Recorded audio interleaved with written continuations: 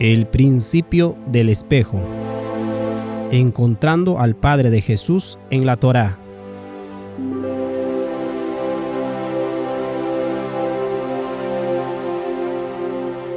Capítulo 18. Esposo de sangre.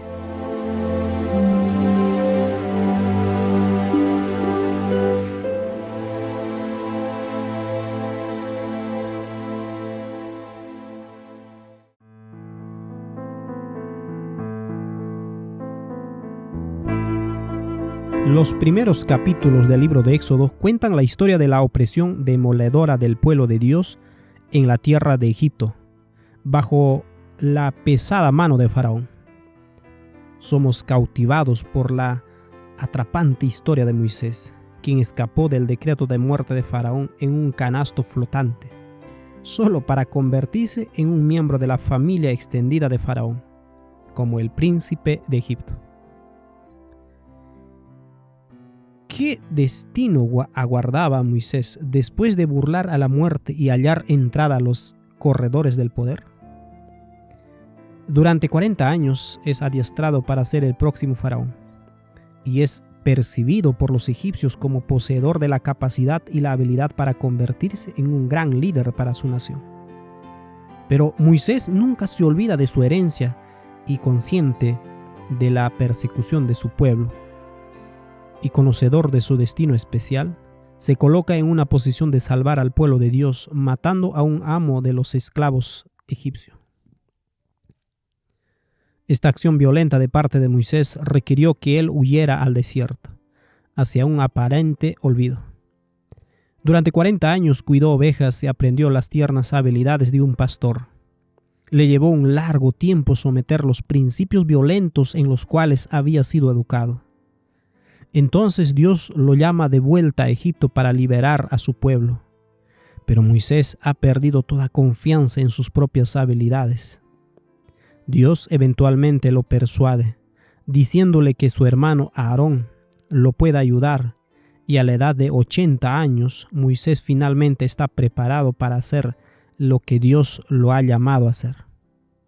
Mientras Moisés se abre camino hacia Egipto, nos encontramos con un evento muy extraño. Leemos en Éxodo capítulo 4, versículo 24 al 26. Rumbo a Egipto, en un lugar donde Moisés se detuvo con su familia para pasar la noche. El Señor enfrentó a Moisés y estuvo a punto de matarlo. Pero Séfora, la esposa de Moisés, tomó un cuchillo de piedra y circuncidó a su hijo. Con el prepucio, tocó los pies de Moisés y le dijo: «Ahora tú eres un esposo de sangre para mí». Es decir, cuando dijo un esposo de sangre, se refirió a la circuncisión. Después de este incidente, el Señor lo dejó en paz. ¿Qué? Justo cuando Moisés está a punto de comenzar la obra que Dios le pidió que hiciera, ¿lo confronta con la intención de matarlo? Este hecho aislado parece ser contradictorio. Unos pocos versos antes, Dios le cuenta a Moisés acerca de los milagros que hará en Egipto y cómo Faraón iba a responder. ¿Cambió Dios repentinamente de opinión y le dio la espalda a 80 años de preparación para simplemente matarlo en el desierto? ¿Falla esto la prueba familiar? ¿Dios estaba por matar al esposo de Séfora, dejando una familia sin padre? La perplejidad solo se profundiza mientras la historia continúa. Séfora, la esposa de Moisés, súbitamente salta a la acción, circuncida a su hijo y arroja el prepucio a los pies de Moisés y lo llama esposo de sangre. Entonces, cuando la circuncisión está completa, Dios abandona su intento de matar a Moisés. ¿De qué se trata todo esto? Aparentemente, Séfora no quería que su hijo se circuncidara de acuerdo a la ley de Israel. ¿Debe morir Moisés por haberse retrasado en realizar este rito? Para el lector honesto, Dios parece ser bastante mezquino en este asunto. No parece estable. Aparentemente, Dios destruirá una familia, dejará a una mujer sin marido y a sus hijos sin padre, solamente para asegurarse que Moisés circuncide a su hijo? En otro nivel suena como: haz lo que te digo o te mato. ¿Alguna vez dijo Jesús algo así a alguien? No hay registro de él diciendo esto nunca. Entonces, esta historia falla con facilidad la prueba del carácter del Evangelio.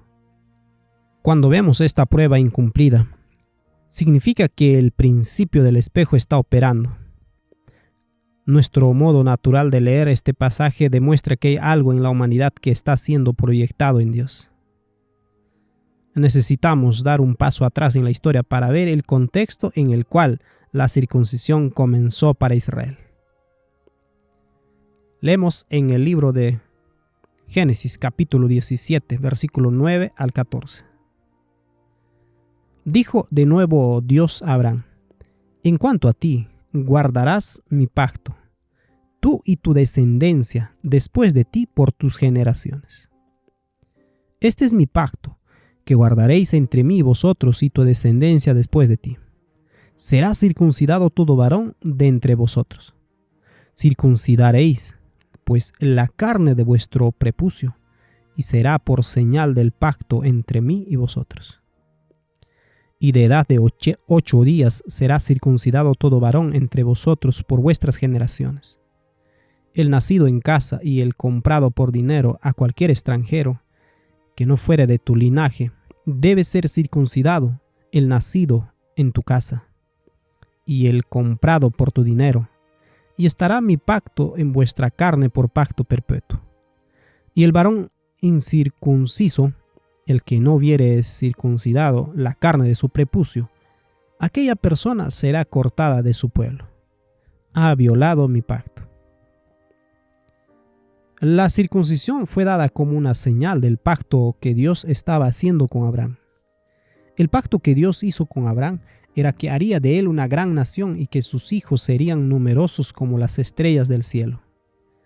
Cuando Dios habló por primera vez a Abraham acerca de esto, simplemente creó lo que Dios decía, y Abraham fue contado como justo como resultado.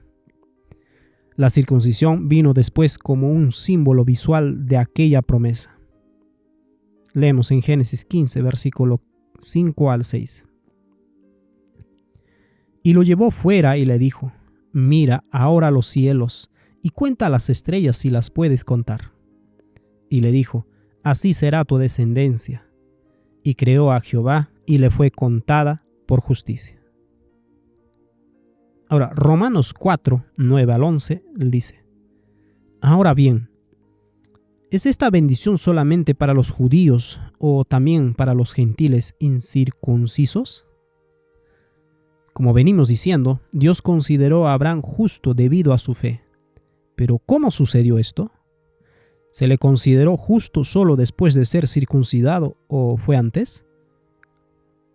Es evidente que Dios aceptó a Abraham antes de que fuera circuncidado. La circuncisión era una señal de que Abraham ya tenía fe y de que Dios ya lo había aceptado y declarado justo aún antes de que fuera circuncidado. Por lo tanto, Abraham es el padre espiritual de los que tienen fe, pero no han sido circuncidados. A ellos se les considera justos debido a su fe. Si Abraham era considerado justo por Dios debido a su fe, entonces, ¿por qué Dios necesitó darle una señal a Abraham? Leemos Génesis 15, 8. Pero Abraham respondió: oh Señor soberano, ¿cómo puedo estar seguro de que realmente voy a poseerla? Cuando Dios le prometió a Abraham una gran nación, simplemente creó. Cuando Dios prometió darle toda la tierra para acompañarlo, Abraham pidió algún tipo de indicación que eso sucediera. ¿Por qué pidió eso? Porque no tenía la fe para creer que Dios lo haría sin algún tipo de señal primero. Notemos lo que Jesús dice acerca de pedir señales en relación a cosas que Dios ya ha prometido. La generación mala y adúltera demanda señal. Mateo 16, 4. Necesitamos ir paso a paso, cuidadosamente. Al darle la señal a Abraham, Dios está ayudándolo a transicionar de la incredulidad a la convicción. Entonces, aunque era una señal de la fe de Abraham, la necesidad de aquella señal revela la incredulidad original que él tenía. La incredulidad es enemistad contra Dios. Sugiere que Dios no puede o no guardará su palabra, lo cual es un ataque contra su carácter. Y esta es la razón por la cual Pablo hace la siguiente declaración. Pues no tiene importancia si un hombre ha sido o no circuncidado. Lo importante es cumplir los mandamientos de Dios. 1 Corintios 7:19 y Romanos 2:27 al 28. De hecho, los gentiles incircuncisos que cumplen la ley de Dios los condenará a ustedes, judíos, que están incircuncidados y tienen la ley de Dios pero no la obedecen. Pues no se es un verdadero judío solo por haber nacido de padres judíos ni por haber pasado por la ceremonia de la circuncisión. En este contexto, si aplicamos la regla de los dos pactos, Dios dio la circuncisión a Abraham como una ministración de muerte. Su incredulidad hizo que esta señal sea necesaria. Pero Dios usaría la señal para traerlo hacia el nuevo pacto y convertirlo en una señal de fe y justicia aceptación, en lugar de una señal de incredulidad. La pregunta que necesitamos preguntar es, ¿por qué Dios eligió la circuncisión como una señal? La incredulidad de Abraham la requirió. Por lo tanto, lo que Dios le trae a Abraham es una revelación más profunda de lo que está en el corazón de Abraham. Cuando estudiamos el origen de la circuncisión, descubrimos algo muy interesante. Leemos de Wikipedia, Historia sobre la circuncisión. Dice lo siguiente.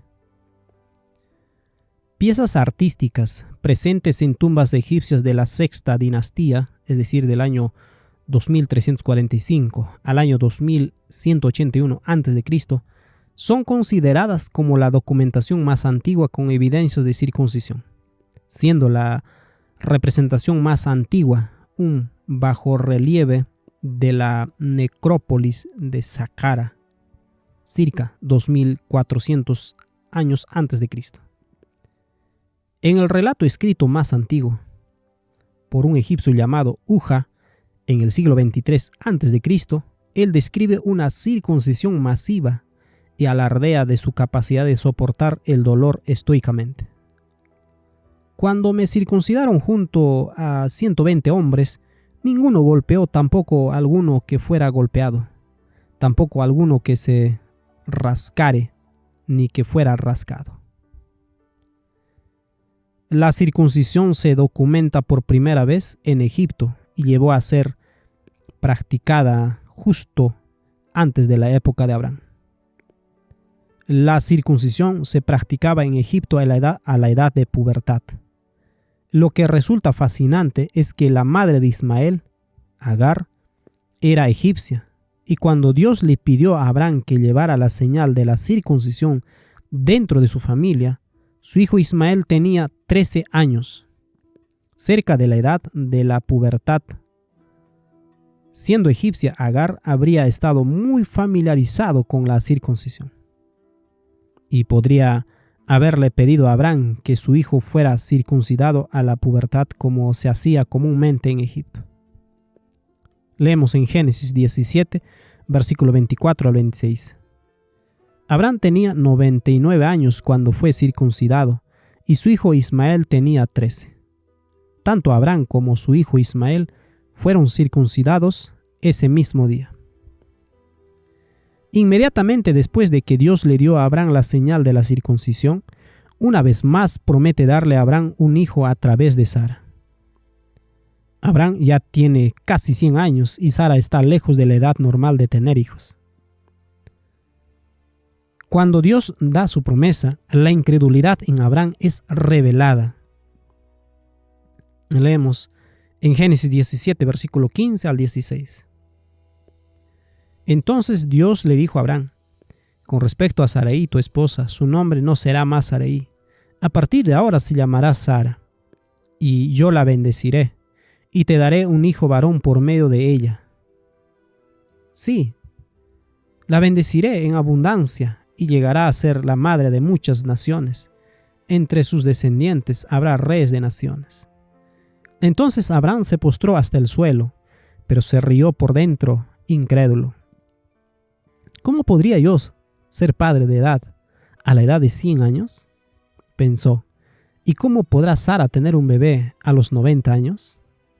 Así que Abraham le dijo a Dios: que Ismael viva bajo tu bendición especial. Entonces vemos que Abraham no creó en la palabra de Dios. En su lugar, quería que Dios aceptara sus propias obras en la producción de Ismael. El mandato de Dios de la circuncisión parece confirmar el deseo de Abraham de que Ismael sea la simiente prometida. Ismael había llegado a la edad de la pubertad y, de acuerdo a la costumbre egipcia, debía ser preparado para la virilidad a través de este rito del pasaje. Dios le habla a Abraham los pensamientos que él está pensando, tal como Dios hizo con Adán, diciendo: el hombre es como uno de nosotros, conocedor del bien y del mal. La circuncisión viene de Abraham, posiblemente a través de Agar. Dios magnifica la incredulidad de Abraham a través de una ministración de muerte y transforma el proceso en una señal de fe. ¿Qué podría ser más acertadamente identificado como una ministración de muerte que un hombre adulto tenga que tomar un cuchillo para cortar una parte de su pene? La circuncisión para los egipcios era un símbolo de virilidad, fuerza y habilidad para soportar gran dolor sin quejarse. Era un sacrificio de sangre que servía para unir a los egipcios como una hermandad. En el corazón del hombre vemos la necesidad de dolor, sangre y muerte con el propósito de creerle a Dios. Aquí vemos un símbolo de la cruz una vez más. Aquí una vez más está la enemistad del hombre hacia Dios en su creencia de que Dios necesita que el hombre sea afligido antes que Él pueda aceptarnos. Pero Dios trabaja con nuestras ideas distorsionadas y transforma este símbolo en un regalo de salvación para el mundo. En este contexto vemos que del mismo modo que es imposible para el hombre entrar en el perdón de Dios sin aceptar la muerte en la cruz, en tiempos de Abraham, camino a la cruz, era imposible para el hombre aceptar el perdón de Dios sin ser circuncidado. Por lo tanto, cualquiera que no estuviere circuncidado sería cortado del pueblo elegido. La circuncisión se transformó en la senda hacia la vida. Nuevamente, nada de esto refleja los pensamientos de Dios. Son los pensamientos del hombre, y Dios encuentra a los hombres donde están para salvarlos. Esta es la razón por la cual Moisés tuvo que circuncidar a su hijo. Dentro de su legado, no hacer esto traería desastre, y el ceño fruncido de Dios estaría posado sobre cualquier israelita que no hubiera circuncidado a sus hijos. Debido al hecho de que Séfora se comprometió con Moisés a no circuncidar a su hijo, Moisés retrasó aquello que sus antecesores habían hecho por generaciones. En su mente había un miedo creciente, una condenación de sí mismo, que como no había hecho lo que Dios requería, podría resultar muerto. Con el objeto de ayudar a Moisés a superar este miedo, el Señor lo confronta con los mismos pensamientos que Moisés tiene, de los cuales Moisés no es totalmente consciente. Dios aparece de la misma manera que Moisés imagina. Dios causa que el pecado de Moisés abunde para que la gracia sea mucho más abundante. Una vez que Séfora circuncidó a su hijo, Moisés fue liberado de su miedo que Dios podría matarlo. Entonces estaba seguro para ir a Egipto para hacer la obra del Señor. Cuán paciente es nuestro Padre Celestial con nosotros. Él condesciende para encontrarnos en nuestras extrañas ideas paganas, reconciliando nuestros dilemas para que podamos avanzar creyendo en su amor y protección. Resumamos las herramientas usadas en esta historia. Herramienta 1. La familia. Aplicación. La familia de Moisés sería privada de un esposo y padre para satisfacer el requerimiento de la circuncisión. Esto sugiere un problema mayor. Como padre, si Dios quisiera que sus hijos se circuncidaran, ¿por qué no podría haberlos creado de ese modo? ¿Por qué llevar un cuchillo a una de las partes más sensibles del cuerpo e infligir dolor? Herramienta 2. El carácter del Evangelio. Aplicación. Jesús nunca amenazó con matar a nadie por no ser circuncidado. El ministerio de Jesús resultó en que la circuncisión se vuelva redundante. Herramienta 3. La enemistad. Aplicación. Moisés temía que Dios le causara daño por fallar en hacer lo que él sabía que era correcto. Herramienta 4. Los dos espejos. Aplicación. Dios reveló el pensamiento de Moisés apareciendo ante él de un modo que Moisés imaginaba. Esto presionó a Séfora a cumplir con el mandato requerido, pero sus palabras indican que ella no lo hizo voluntariamente, sino por coacción. Herramienta 5. La protección del ángel no aplica a esta historia. Herramienta 6. La maldición de la tierra tampoco aplica a esta historia. Herramienta 7. La proyección. Al imaginar Moisés que Dios lo mataría o permitiría que lo matasen en Egipto, estaba proyectando un pensamiento humano en Dios, al creer en una pena de muerte por la desobediencia. Herramienta 8. Los dos pactos. Aplica Dios o probablemente un ángel que apareció ante Moisés. Era una administración de muerte para él. Lo confrontó con sus propios pensamientos para remediar el temor en Moisés. Herramienta 9. La verdadera cruz. Aplicación. Cristo es traspasado por la idea que Moisés creía que Dios lo mataría por esto.